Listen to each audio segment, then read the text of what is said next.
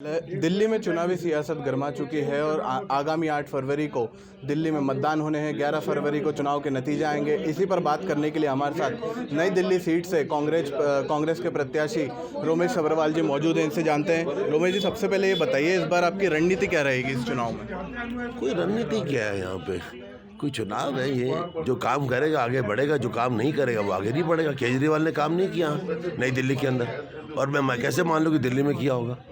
जिस व्यक्ति को अपने क्षेत्र में काम करने की क्षमता ना हो, वो दिल्ली में क्या काम किया होगा, मैं तो ये पूछना चाहता हूँ। उसको गूगल में नौकरी करने के लायक है वो आदमी, वो प्रोफेशनल है। और झूठ बोलने की इंजीनियरिंग कर रखी है उसने। उसको आप रिक्वेस्ट करें गुड़गांव में जाकर, एसेंचर में, डेलॉयट में, मैकेंजी में, इन तमाम कंसल्टिंग ग्रुप्स में वो नौकरी कर सकता है। अच्छा, तो नई दिल्ली सीट पे जो है वो पूरी दिल्ली की नहीं, पूरे देश की नज़र भी टिकी हुई है, तो कहीं ना कहीं चुनौती रहेगी।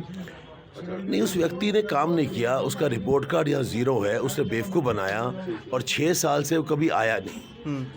तमाम झुग्गियों के अंदर उसे मीटर लगवा दिए हैं। तमाम धोबी घाट के लोग रो रहे हैं। कमर्शियल रेट्स की, बिजली के रेट्स उनके ड्रैगन की दुकान के बराबर हैं। कोई भी स्कूल अपग्रेड नहीं किया, कोई भी भल्ला क्लिनिक नहीं खोला। एनडीएमसी में नौकरी बैन करवा दी। 6 साल से एनडीएमसी जब से बैठा है, एक नौकरी नहीं लगी, एक एडमिशन नहीं कराई। और हमारे यहाँ बिजली के रेट उसने बढ़ा दिए। और जो मीटर लगाए हैं वो रॉकेट की तरह, रॉकेट की स्पीड जो नासा का रॉकेट है उसकी तरह भागने हैं।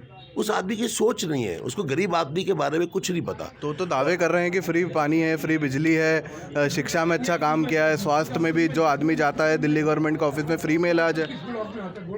यही तो प्रॉब्लम है आप लोगों के साथ कि आप लोग रियलिटी देखना नहीं चाहते। मुझे एक बात बताए कि हमारे इलाके में पानी फ्री पहले ही है। हमारे सरकारी घरों में मीटर नहीं होता, हमारे यहाँ पानी का बिल नहीं आता। 95% हमारे जो घर है उनमें, सरकारी घरों में 95% घरों में और झुग्गियों में पानी का बिल नहीं आता। हमारा पानी फ्री है। बिजली के रेट केजरीवाल ने बढ़ाए हैं मेरे इलाके में। अच्छा। एक तो ये चोट मारी है क्योंकि वो सब्सिडी देना चाहते थे। जब सब्सिडी देने के चक्कर में उसने, शीला जी ने प्राइवेटाइजेशन नहीं किया था। शीला जी ने इलेक्ट्रिसिटी का प्राइवेटाइजेशन नहीं किया था। केजरीवाल ने एनडीएमसी के इलाके का भी प्राइवेटाइजेशन किया सब्सिडी देने के चक्कर में। अच्छा। तो जहाँ 2 रुपये यूनिट था, हमारे को बीसीएस के बराबर और टाटा के बराबर 4 रुपये यूनिट कर दिया। और हमारे यहाँ रेट बढ़ गए। और उसके बाद दूसरी चोट जो केजरीवाल ने मारी, जो हमारे मीटर थे ब्लैक कलर के 500 रुपये वाले जो हम लगवाते थे सरकारी कर्मचारी सिक्योरिटी देके, उसकी जगह इलेक्ट्रॉनिक मीटर लगवा दिए। वो नासा के रॉकेट की तरह दौड़ रहे हैं। तो 2 तरफ से सरकारी कर्मचारी को चोट मारी, 2 तरफ से। और दूसरी बात, झुग्गी में हमने 175 रुपये कनेक्शन दिया था बिजली का, उस व्यक्ति ने वहाँ भी मीटर लगवा दिए, झुग्गी वालों को भी मार दिया। उस आदमी की राजनीतिक सोच नहीं है। वो समाज सेवा के लिए पैदा नहीं हुआ। वो एसेंचर में, डेलॉयट में, मैकेंजी में, बॉस्टन कंसल्टिंग ग्रुप में और ENY में उसको बोलिए नौकरी करे। और व्हाट्सएप की नौकरी कर सकता है वो, और वो नौकरी कर सकता है फेसबुक की, इंस्टाग्राम की, गूगल की और ट्विटर की। अच्छा, तो जैसे चूंकि वो मुख्यमंत्री है अरविंद केजरीवाल जी, उनको देश जानता है, तो रोमेश सभरवाल जी को कैसे दिल्ली की जनता जाने, दिल्ली की जनता इंट्रोड्यूस करेंगे? मेरे को दिल्ली की जनता, मुझे everybody knows me. 70% of my area people मुझे जानते हैं। वो लोग, मैंने क्या काम किया उनके लिए बिना किसी पद पे। कांग्रेस पार्टी की ट्रेनिंग है। हम लोग राजीव जी के फॉलोअर्स हैं, हम लोग सोनिया जी के फॉलोअर्स हैं। हमेशा हमें सिखाया जाता है कि आपने गरीबों की मदद करनी है और जो सरकारी कर्मचारियों की मदद करनी है। मतलब कोई भी जेन्युइन कॉज है उसको उठाना है और उसमें मदद करनी है। तो मैं 40 साल से, 35 साल से यही कर रहा था। छात्र जीवन से ये कर रहा हूँ। जितना मैंने इस इलाके में काम किया, आप जाके पूछिए लोगों से, मैंने क्या क्या नहीं किया सरकारी कर्मचारियों के लिए। मैंने अपग्रेडेशन करवाई, मैंने बालकोनी कवर करवाई, मैंने ग्रिड वॉश बाहर से उसको फेस लिफ्टिंग करी, सीढ़ियों में कोटा स्टोन लगवाया, गैराजेस में कोटा स्टोन लगवाया, उसके बार फेंसिंग लगवाई, बाउंड्री वॉल्स बनवाई, मदर डेयरी खुलवाई, IGL गैस लगवाई, सफल खुलवाए, केंद्रीय भंडार खुलवाए।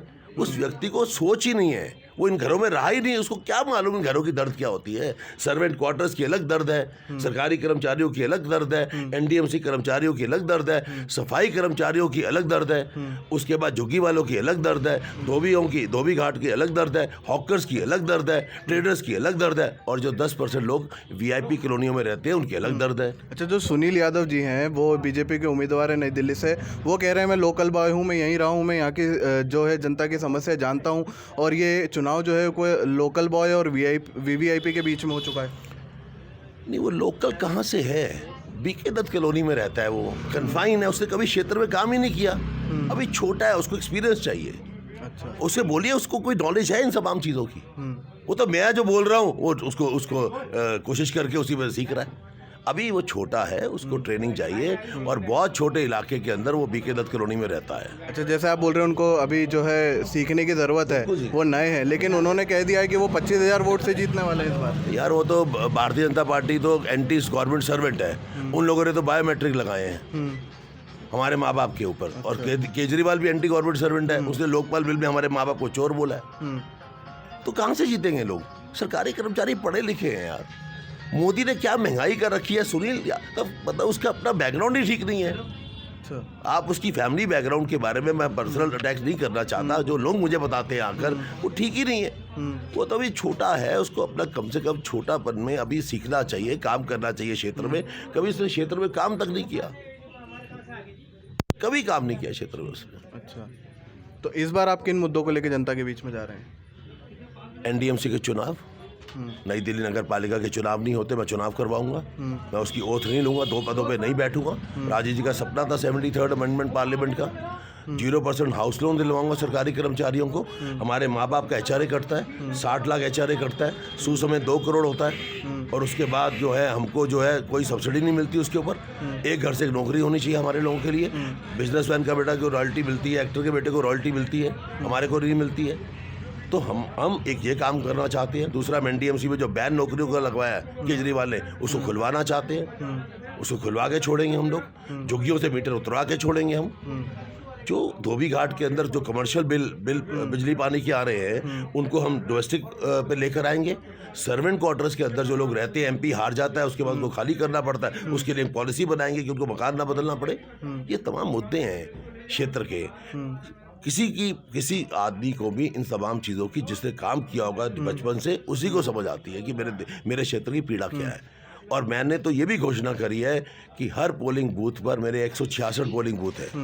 पहले 204 थे, फिर 188 हुए, पहले गोल मार्केट में 108 होते थे, फिर बढ़ गए 188 हो गए, फिर 186 हो गए, फिर 204 हो गए, अब 166 है।